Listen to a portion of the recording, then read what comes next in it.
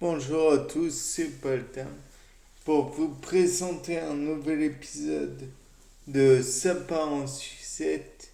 Et là, dans le cas présent, je me suis dit comment font les végétaux pour se préserver du froid. Et il y avait, entre autres, une technique qui m'est venue à l'idée. Peut-être qu'ils font des igloos. Je m'explique. Le végétal, les plantes vertes plus précisément, sont capables de transpirer par leur stomate. Ils évacuent via l'évaporation de la vapeur d'eau. Donc peut-être que via cette même évaporation, ils peuvent produire de la vapeur qui va se condenser au contact de l'atmosphère froide du dehors et finalement les recouvrir et leur faire une couche de givre qui va les protéger d'une seconde d'un d'une congélation et donc d'une destruction de tissus qui pourrait leur être fatale.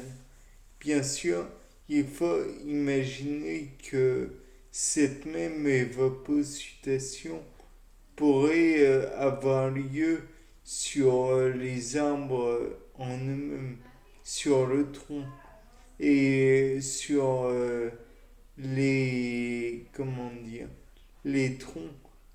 Je présume que c'est à peu près le même principe, mais peut-être agissent-ils différemment pour les racines, étant donné que les racines sont dans le sol, ils ont à leur portée déjà une protection contre le gel, puisque, comme l'ont montré bon nombre de peuples, dont nos chers amis canadiens, le sol permet de faire des habitations. Et donc, par la suite, on peut envisager que le froid en lui-même ne soit plus un problème. Mais peut-être que par d'autres moyens, on peut, de d'autres côtés, le givre peut nous aider ou peut aider le végétal dans le sens où, selon le moment où il y a floraison, et de plus en plus tôt en, en ces temps de dérèglement climatique, alors dans ce cas, on peut envisager le fait que le végétal, pour sa part, produit des fleurs, certes, mais essaye aussi de faire de l'évaporation aussi sur les fleurs, les bourgeons et les fruits dans les périodes les plus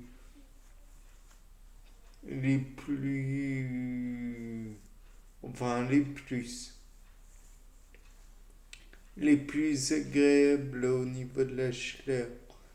Mais il y a toujours le problème comme quoi si le végétal peut faire ça, certains animaux vont se poser ou vont approcher le végétal et vont empêcher la formation gèle aux alentours du givre.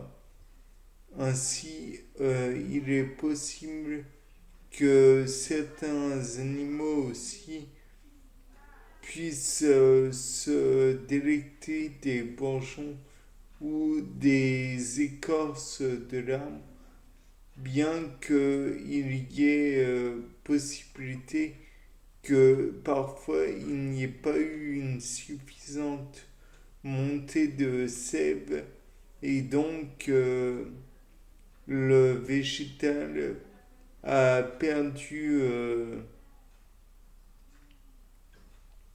la sève en question, ou plutôt la mise de côté pour pas qu'elle gèle non plus. Et donc, pour éviter qu'il y ait l'éclatement des branches ou du tronc ou plus. Bien sûr, on peut envisager qu'il y a aussi la possibilité que cela gèle les fruits secs, entre guillemets, à savoir les marrons, les châtaignes et tout et tout. Mais ce genre de problème n'est pas un véritable problème, puisque si la graine est gelée, il y a la bogue autour pour la réchauffer en cas de, en cas de givre.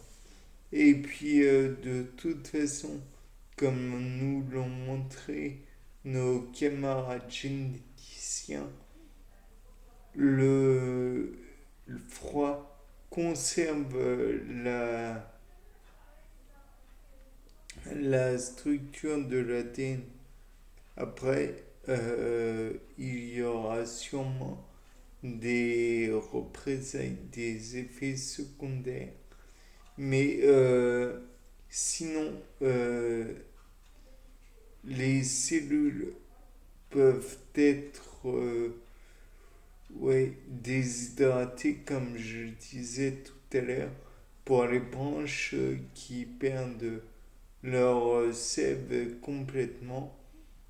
De plus, en perdant les feuilles, le givre a peu de chance, bien que sur certains arbres, les feuilles soient encore présentes.